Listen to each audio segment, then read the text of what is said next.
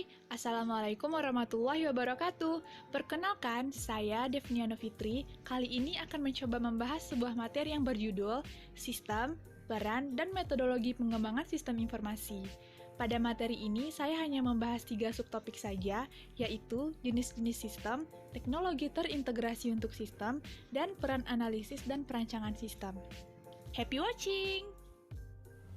Pada umumnya, perusahaan menyadari bahwa penting bagi mereka untuk mengelola sumber daya utama seperti sumber daya manusia dan bahan mentah dalam menjalankan bisnisnya. Namun, banyak dari kita yang tidak sadar bahwa peran dari sistem informasi tidak kalah penting. Suatu perusahaan harus dapat mengelola sistem informasi dengan benar untuk memberikan gambaran apakah suatu perusahaan dikatakan berhasil atau gagal dalam sebuah bisnis. Perkembangan zaman juga sangat memudahkan perusahaan dalam mengelola sistem informasi. Komputer, internet, dan web adalah beberapa contoh perangkat yang dapat memudahkan perusahaan untuk mengelola sistem informasi. Selanjutnya, kita akan membahas jenis-jenis sistem. Yang pertama, Transaction Processing System, atau yang bisa disingkat dengan TPS. TPS adalah sistem informasi terkomputerisasi yang dikembangkan untuk memproses data dalam jumlah besar untuk transaksi bisnis rutin seperti penggajian dan inventaris. Jadi, TPS ini berfungsi di tingkat operasional perusahaan. Biasanya, hasil dari Transaction Processing System ini berbentuk laporan gaji karyawan dan sales order entry yang berguna untuk kebutuhan sistem informasi manajemen dan sistem informasi eksekutif. Jenis sistem yang kedua adalah Office Automation System and Knowledge Work System. Office Automation System atau OAS ialah penggunaan alat elektronik untuk memudahkan komunikasi formal dan informal, terutama yang berkaitan dengan komunikasi informasi antara orang-orang di dalam dan di luar perusahaan, untuk meningkatkan produktivitas kerja. Beberapa contoh OAS yang sudah kita kenal seperti word processing, spreadsheet, desktop publishing, komunikasi melalui pesan suara, email, dan telekonferensi. Sedangkan Knowledge Work System atau KWS adalah sistem level pengetahuan yang membantu pekerja dalam menciptakan dan mengintegrasikan pengetahuan baru dan informasi dalam organisasi. Yang dimaksud pekerja di sini adalah ilmuwan, insinyur, dan dokter. Jadi, KWS ini membantu mereka untuk menciptakan informasi baru dan memungkinkan mereka mendistribusikannya ke anggota perusahaan lain. Jenis sistem selanjutnya adalah Management Information System atau yang bisa disingkat dengan MIS. MIS adalah sistem informasi pada level manajemen yang berfungsi untuk membantu perencanaan, pengendalian, dan pengambilan keputusan dengan menyediakan laporan secara periodik.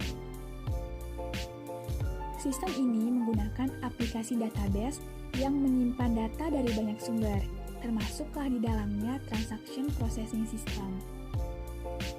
Lalu, apa saja contoh dari Management Information System?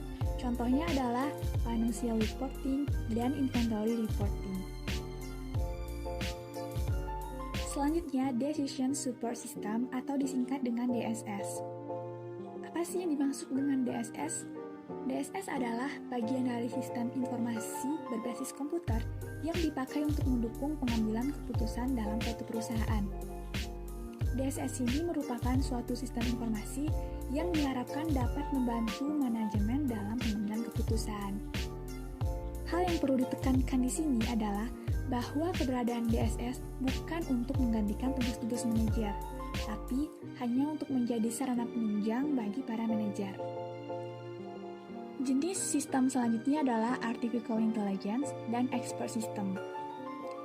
Yang pertama, Artificial Intelligence atau AI, dan dalam bahasa Indonesianya disebut dengan kecerdasan buatan, adalah suatu cabang ilmu komputer yang menekankan pengembangan mesin, pola berpikir, dan bekerja seperti manusia. Jadi, mesin tersebut memiliki kecerdasan seperti yang dimiliki oleh manusia. Seperti apa contohnya? Seperti pengenalan suara, pemecahan masalah, pembelajaran, dan perencanaan.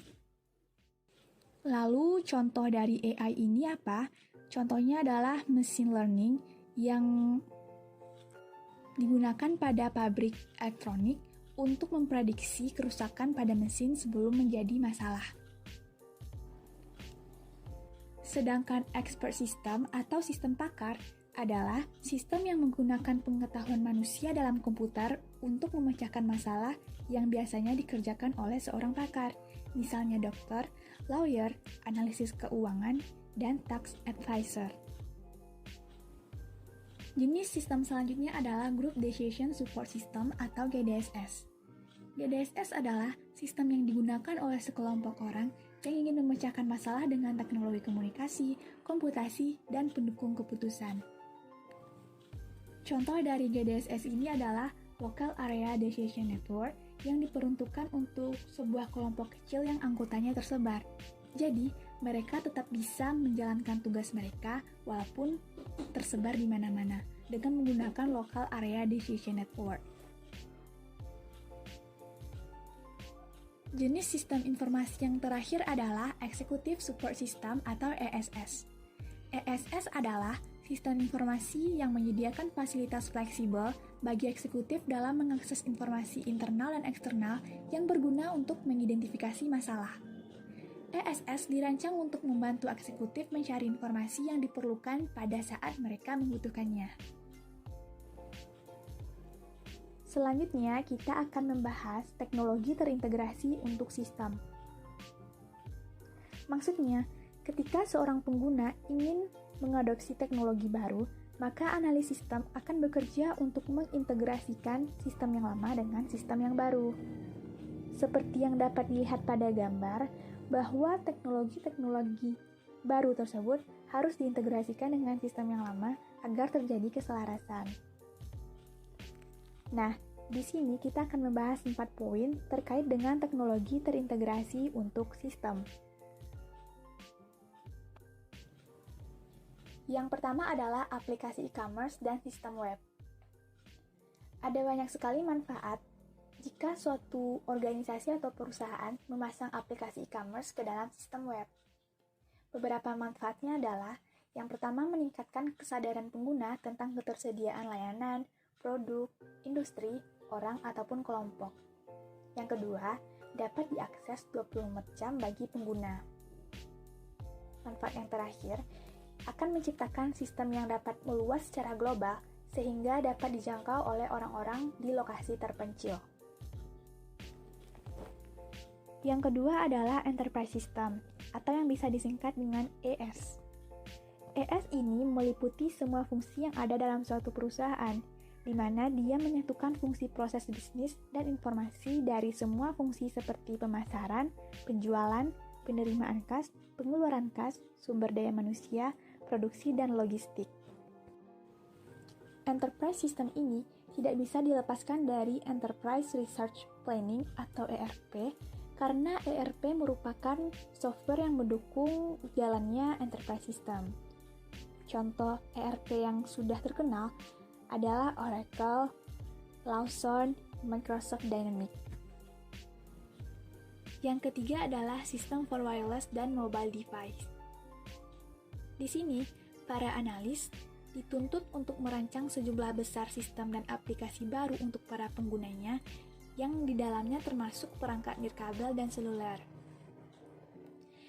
Nah, contohnya itu seperti Apple, iPod, dan BlackBerry. Selain itu, analis juga diminta untuk merancang standar komunikasi dengan jaringan nirkabel yang mengintegrasikan suara, video, perpesanan teks, dan email ke dalam organisasi. Nah, e-commerce nirkabel ini disebut dengan m-commerce atau mobile commerce. Contoh mobile commerce yang terkenal di Indonesia adalah Lazada, Bukalapak, dan Tokopedia. Yang keempat adalah open source software. Open source adalah software yang membuka atau membebaskan source kodenya supaya dapat dilihat oleh pengguna dan membiarkan penggunanya dapat melihat bagaimana cara kerja dari software tersebut. Serta penggunanya juga dapat memperbaiki atau mengembangkan software tersebut menjadi lebih baik lagi. Contoh dari open source software yang terkenal yaitu sistem operasi komputer Linux dan Mozilla Firefox. Terakhir, kita akan membahas mengenai kebutuhan akan analisis dan perancangan sistem. Kita tahu bahwa analisis dan perancangan sistem sangat dibutuhkan oleh perusahaan karena berfungsi untuk menganalisis data, mengolah atau mentransformasikan data, menyimpan data, serta menghasilkan informasi dalam konteks perusahaan tertentu. Dengan melakukan analisis menyeluruh, analis berusaha untuk mengidentifikasi dan memecahkan masalah dengan cara yang tepat. Analisis dan perancangan sistem bekerja dengan melibatkan pengguna sistem informasi saat ini untuk mendukung mereka dalam bekerja dengan teknologi dalam pengaturan organisasi. Jadi, dapat disimpulkan bahwa analisis dan perancangan sistem ini sangat penting dan dibutuhkan oleh perusahaan demi kelangsungan bisnisnya. Sekian yang dapat saya sampaikan, semoga bermanfaat. Mohon maaf atas segala kekurangan. Terima kasih dan sampai jumpa.